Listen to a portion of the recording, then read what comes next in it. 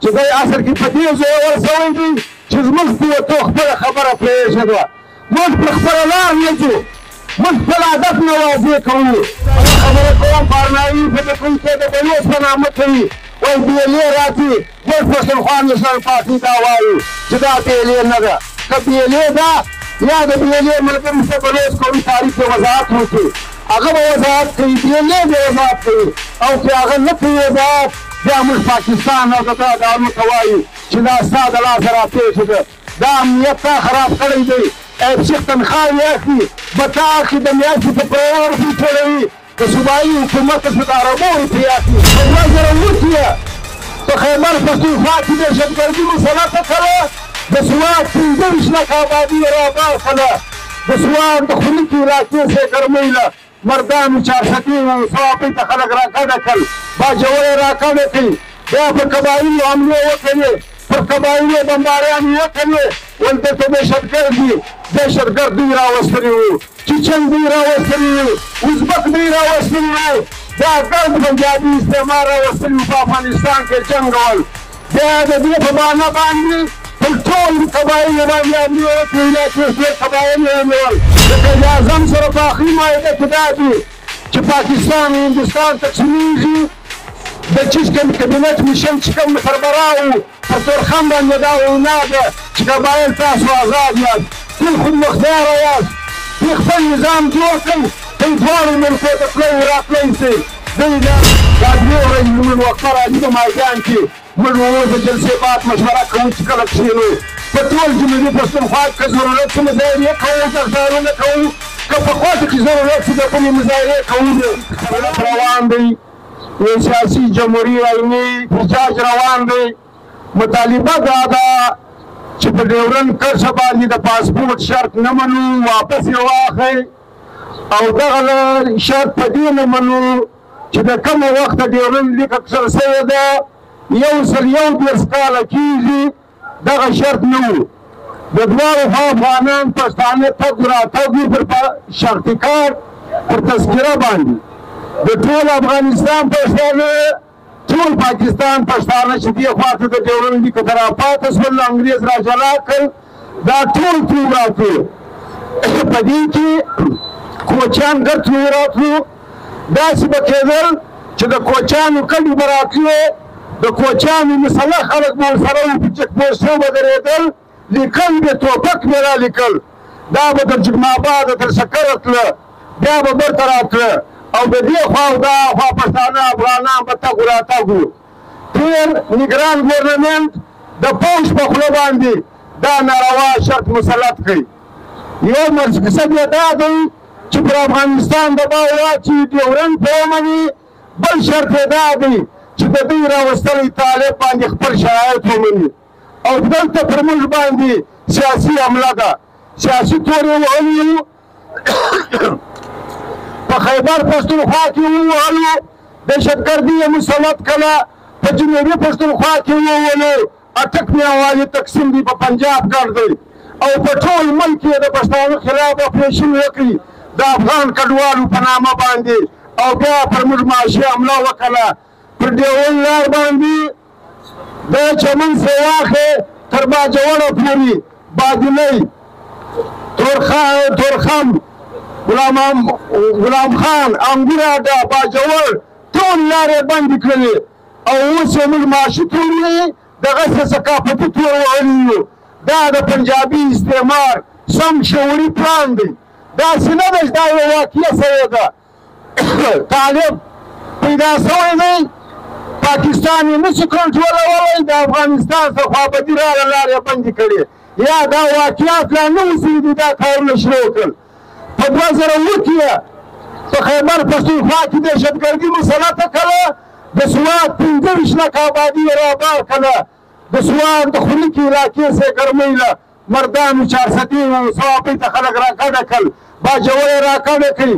بیا پر قبایلو حملې وکړې، پر قبایلو بمباریانې وکړې.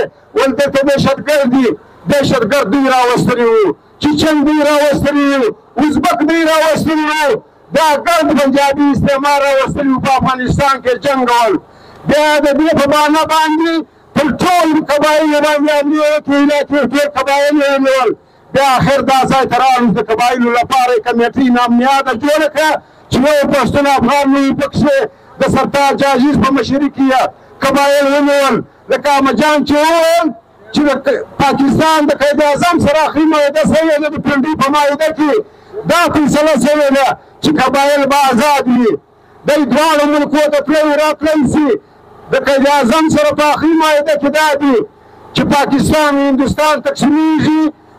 د چیز کابینټ میشن چې کوم سربراه و پر تورخم باندې دا وینا ده چې قبایل تاسو آزاد یاست، ټول خودمختاره یاست، دوی خپل نظام جوړ کړئ، دوی دواړو ملکو ته تللی راتلی سي. دوی د سرتاج عزیز د نامنیادې کمیټۍ په نامه قبایل ونیول، د زم په نامه یې ځان کړل، اوس یې قبضه کړي دي. د هغه رقم یې دلته په جنوبي پښتونخوا کې دهشتګردي مسلط کړه. په ارنایي کې تاسو ولیدل چې مړه یې وکړل، شهیدان یې وکړل، کویلې یې قبضه کړي، ګیس یې قبضه کوي، اوس به تزمې اخلي. په دوکۍ کې حملې وکړې، په جنوبي پښتونخوا کې هم ټول مادیات نیولي دي. په وزیرستان کې د مادیاتو ټول علاقې نیولي دي. په وزیرستان کې چې د کومه ځایه تانبه خېږي، امدمیر وایي چې شپږ زره بلیونه تانبه ده، د شپږ زره بلیونو پیسو ډالرو تانبه ده. د تانبې له کاره نه تر اوسه وایي موږ د 6 میلیونو تانبه چین ته ورکړې ده. په هغه علاقه کې بیا دهشتګردي نشته، کار شنې بریګاډیانې لوډېږي، د هغه ځایه راځي تر کراچي پورې یو داسې د مورې زوی نشي چې یوه ګاډۍ ټیرونه ووړي. لہذا دا د قومي ازادۍ جنګ دی، د پنجابي استعمار مسلط شوی جنګ دی. موږ سیاسي تور وایي، اوس معاشي تور وایي، ثقافتي تور مه وایي. او د ده د جان خبره ده چې دی اصل کې په دې ځای ورسوی دی چې زموږ قوتو خپله خبره پرېښوده. موږ پر خپله لار نه ځو، موږ خپل هدف نه واضح کوو. عزیزانو، د چمن ولس هېڅ ګناه نه ده کړې. د چمن ولس د 121 کالو خبره نیولې ده چې زه د دې وطن مالک یم. د ډیورنډ یوه غاړه بله غاړه موږ آباد یو، دا ټول ډیورنډ تر باجوړه پورې زما ته د خپل وطن پر بنیاد د حق حاصل دی چې زه ولاړ شم هاخوا ته کښت و کرونده وکړم، کاروبار وکړم، هغه دلته راسي مړی پټ کړي، زه هلته ولاړ شم ماجت له. ټول ډیورنډ باندې کلي تقسیم دي. په چمن کې داسې کلی شته ما خپله لیدلی یم ملیزو په کورونو کې. دا چې لمر اکا د کورو سره کورونه دي، زموږ په واده ورغلي وو، راښکاره یې کړل، ماجت تقسیم شوی وو. ماجت تقسیم وو، کورونه تقسیم وو، موږ په خپله ولیدل. لہذا دا تقسیم موږ نه منو. یو خو دا تقسیم نه منو او د پاسپورټ دا شرط نه منو.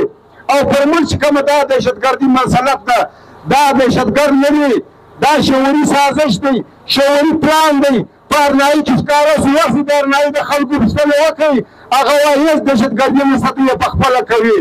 په سنځاوي کې یو کال مسلط کړي، د سنځاوي لوی تاریک وچلېدی، هغه یې پسې و بیا ووتله، د ارنایي څخه ووتله، بیا کراري شوله. اوس چې په دوکۍ کې کوم واقعات وشو، د دوکۍ خلک وایي، د منځ مالکان وایي، مزدوران وایي وروره دا دلیل دي، دا خلک دا د بهاره نه دي راغلي.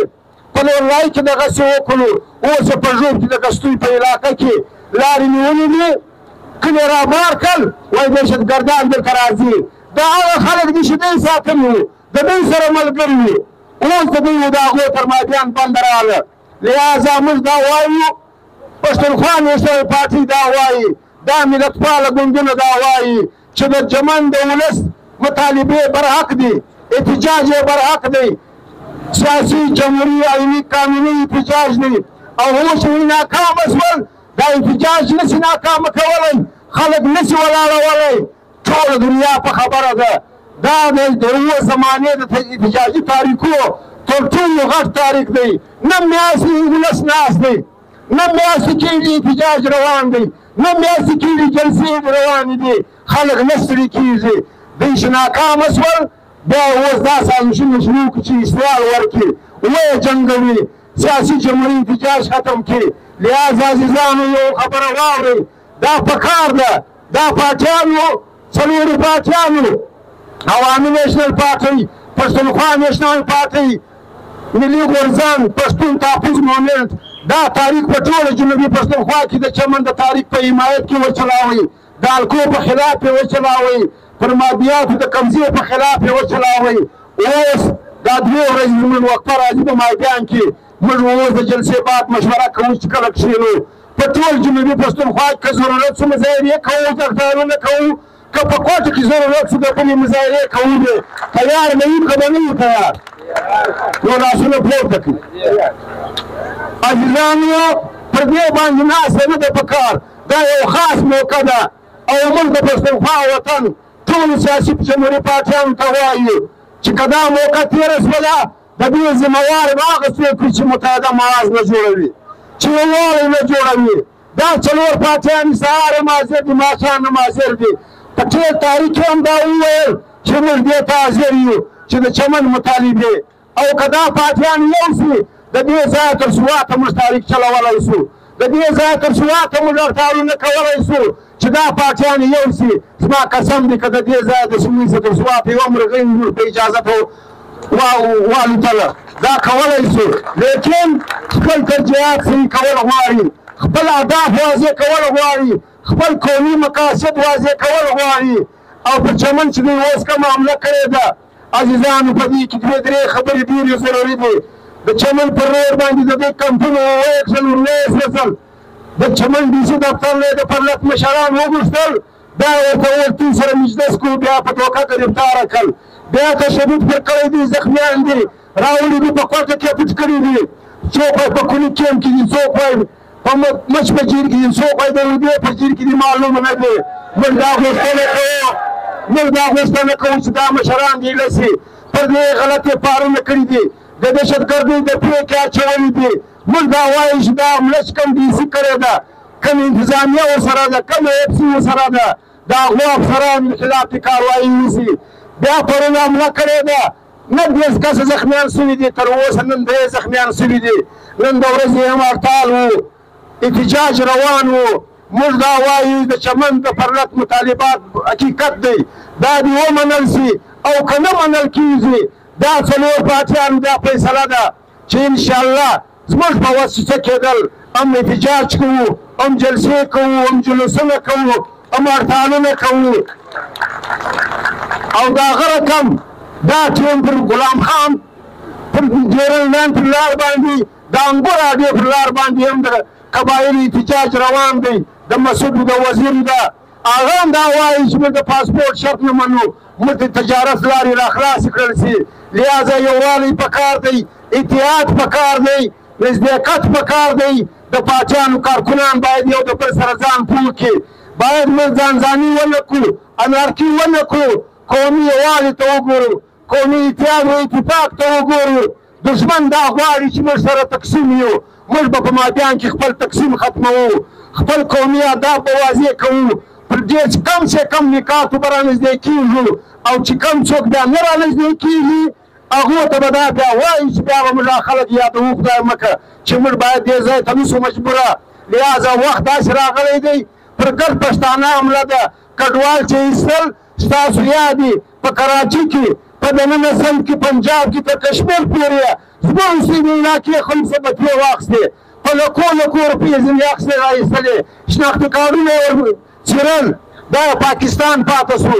لہذا یو ځای انتها پسندي ده، دهشتګردي ده او دهشتګردي یې مسلط کړې ده، دا دوی جوړه کړې ده، دا خلک دوی ساتلي دي. او دا یوه خبره کوم، پارنایي په دوکۍ کې د بلوڅ په نامه کوي، وایي بیلې راځي. موږ پښتونخوا نیشنل پارټي دا وایو چې دا بیلې نه ده. که بیلې ده یا د بیلې ملګري سره بلوڅ قومي تاریخ د وضاحت وکړي، هغه به وضاحت کوي، بیلې به وضاحت کوي. او که هغه نه کوي وضاحت، بیا موږ پاکستان او د دا دارو ته وایو چې دا ستا د لاسه راپېښه ده، دا امنیت تا خراب کړی دی. ایب شیخ تنخواهې اخلي، به تا اخلي، د میاشتې په کروڑو روپۍ ټولوي، د صوبایي حکومت څخه د اربو روپۍ اخلي، بیا هم امن نشته. لہذا د دې حالاتو د نجات لاره یوه ده، قومي اتحاد دی، قومي یووالی دی، قومي طور به مثبته کېږي سره. کور مو ودان، خدای مو راغله.